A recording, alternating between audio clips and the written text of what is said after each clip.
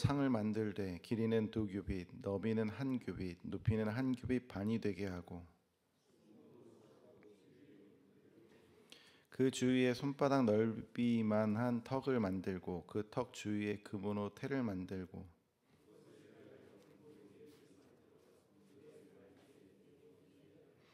턱 곁에 붙이라. 이는 상을 맬 채를 꿰 곳이며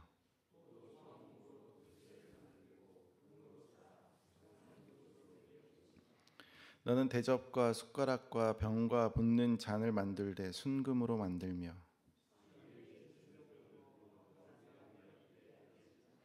너는 순금으로 등잔대를 쳐 만들되 그 밑판과 줄기와 잔과 꽃받침과 꽃을 한 덩이로 연결하고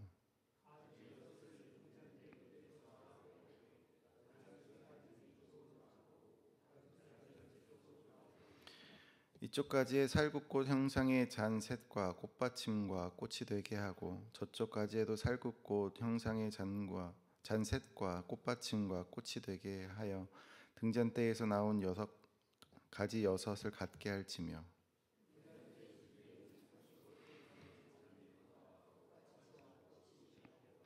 등잔대에서 나온 가지 6을 위하여 꽃받침이 있게 하되 2가지 아래에 한 꽃받침이 있어 줄기와 연결하며 또 2가지 아래에 한 꽃받침이 있어 줄기와 연결하며 또 2가지 아래에 한 꽃받침이 있어 줄기와 연결하게 하고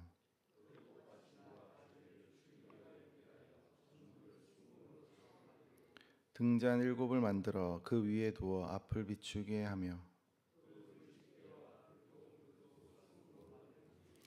등잔대와 이 모든 기구를 순금 1달란트로 만들되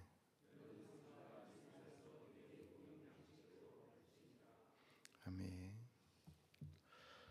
오늘 우리가 함께 읽은 출애굽기 25장의 말씀 속에 있는 것들 중에 우리가 조각목으로 만들되라고 하면서 조각목이 등장하고요. 그리고 등잔대와 진설병을 두는 상이 등장합니다. 이 세 가지를 통해서 하나님께서 오늘 우리에게 주시는 메시지가 있습니다. 하나님께서는 성막을 세우시고 그 안에 특별한 기물들을 두셨고 이를 통해서 하나님의 임재와 하나님의 돌보심을 나타내십니다. 특히 조각목으로 만들어진 기물들, 그리고 성막의 빛을 밝히는 등잔대, 그리고 하나님의 공급을 상징하는 진설병을 두는 상이 가진 의미는 오늘 우리에게 큰 도전과 위로가 됩니다. 이 세 가지 상징을 우리가 살펴볼 텐데 이 세 가지 상징을 통해서 하나님이 우리에게 말씀하시는 뜻을 함께 묵상해 보길 원합니다. 첫 번째로 하나님께서는 성막의 기물들을 만들 때 조각목을 사용하라고 말씀하십니다. 이 조각목은 구약 성경에서 성막과 그 안에 여러 기물들을 제작할 때 사용된 특별한 나무처럼 느껴지죠. 출애굽기에서는 성막의 주요 기물들과 구조물들, 특별히 언약궤, 번제단, 상 등을 조각목으로 만들고 금으로 덮도록 지시하셨습니다. 조각목은 어떤 우리가 쉽게 구할 수 없는 특별한 나무가 아니라 그 당시에 광야에서 쉽게 구할 수 있는 아카시아 나무입니다. 강하고 내구성이 뛰어난 특징을 가지고 있습니다. 이 평범한 나무가 성막의 기물에 쓰인 것은 하나님께서 사용하실 때 평범한 속에서도 귀하게 사용하신다라고 하는 의미가 담겨 있습니다. 쉽게 구할 수 있는 이 조각목을 통해서도 하나님께서는 성물을 만들듯이 평범한 인생 가운데서 하나님께서는 그 인생을 귀하게 사용하신다라는 뜻이죠. 우리는 때로는 자신의 평범함, 나의 정말 특별하지 않음 때문에, 그리고 때로는 우리의 부족함과 연약함 때문에 하나님의 일을 감당하기 어렵다라고 느낄 때가 있습니다. 하지만 하나님께서 조각목을 사용하셨듯이 우리의 평범함 속에서도 하나님의 특별한 계획과 뜻이 있음을 기억해야 합니다. 고린도후서 12장 9절에서는 내 은혜가 내게 족하도다 이는 내 능력이 약한 데서 온전하여 짐이라 라고 했던 이 바울의 고백처럼 우리의 약함과 평범함 속에서도 하나님께서는 더 큰 일을 하실 수 있는 분이십니다. 하나님께서 선택하시는 그 사람은 그 사람이 특별해서가 아니라 그분의 목적과 그분의 뜻 안에 있기 때문에 특별한 것이죠. 두 번째로 등잔 때는 성막 안에서 밤낮으로 빛으로 밝혔던 성물입니다. 히브리어로는 메노라라고 부르는데 이 성막과 성전에서 등잔 때는 하나님의 빛, 임재 그리고 인도하심을 상징하고 이스라엘의 예배 때에도 중요하게 사용되었습니다. 등잔 때의 불은 항상 켜져 있어야 됩니다. 꺼지지 않도록 제사장이 항상 관리를 했습니다.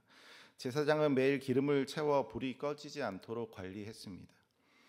등잔 때는 성막 안에서 밤낮으로 빛을 밝힙니다. 하나님께서 등잔대를 통해서 항상 성막에 환하게 빛을 비추게 하신 것은 하나님께서 이스라엘 백성 가운데 함께 하시고 그들을 인도하신다라고 하는 메시지를 주시기 위함이었습니다. 등잔대는 하나님의 인도하심을 상징하고 구름 기둥과 불 기둥으로 인도하셨던 것처럼 늘 하나님께서 그 빛이 꺼지지 않도록 늘 기름을 채우며 불을 밝히도록 하셨습니다. 우리의 인생길 역시 하나님께서 하나님의 인도하심 없이는 살아갈 수 없도록 우리의 인생을 붙드셨죠. 하나님의 인도하심 없이는 우리는 그 광야에서 길을 잃고 헤매고 방황할 수밖에 없습니다. 그러나 하나님께서 꺼지지 않는 빛으로 우리를 인도하시니 우리는 그 광야의 길 속에서도 바른 길을 걸어갈 수 있죠. 시편 119편 105절에 주의 말씀은 내 발의 등이요 내 길의 빛이니이다 라고 하는 그 말씀처럼 하나님은 언제나 우리의 등잔대가 되어주십니다. 하나님의 말씀을 통해 우리의 길을 비춰주시고 성령의 인도하심을 통해 우리의 삶의 방향을 알려주십니다. 우리의 삶 속에서도 등잔대와 같은 하나님의 빛을 붙잡고 나아갈 때 그 빛이 우리를 하나님께로 인도하고 죄의 어둠에서 벗어나게 할 겁니다.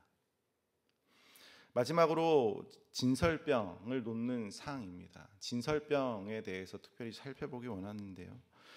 레위기에서는 이 진설병에 대해 조금 더 구체적인 규정과 의식을 설명하고 있습니다.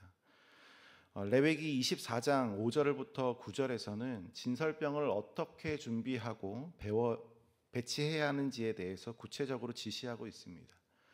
레위기 24장 5절과 6절에서는 진설병을 만들기 위해 사용되는 밀가루의 양과 배치 방법이 설명되어 있습니다. 이 떡은 고운 밀가루로 만든 12개의 떡이고 각 떡은 한 줄에 6개씩 두 줄로 나뉘어서 성소 안에 떡상 위에 놓입니다. 이 12개의 떡은 이스라엘 12지파를 상징하고 모든 이스라엘 백성이 하나님 앞에 드려지는 것을 의미합니다. 진설병은 매주 안식일마다 새 떡으로 교체되어야 했습니다. 새로운 떡이 준비되면 그 전의 떡은 제사장들이 거룩한 장소에서 먹었습니다. 이는 제사장들이 하나님 앞에서 일주일 동안 상징적으로 백성들을 대신하여 헌신하며 하나님이 제공하시는 영적 양식을 먹는다라는 의미입니다. 레위기에서 진설병은 하나님과 이스라엘 백성 간의 언약적 관계를 그리고 지속적인 교제를 나타냅니다. 이 떡은 백성을 대표하는 헌신과 하나님께서 그들의 필요를 돌보시는 은혜를 동시에 상징하고 모든 것이 하나님께로부터 온다라고 하는 것을 백성들에게 상기시킵니다.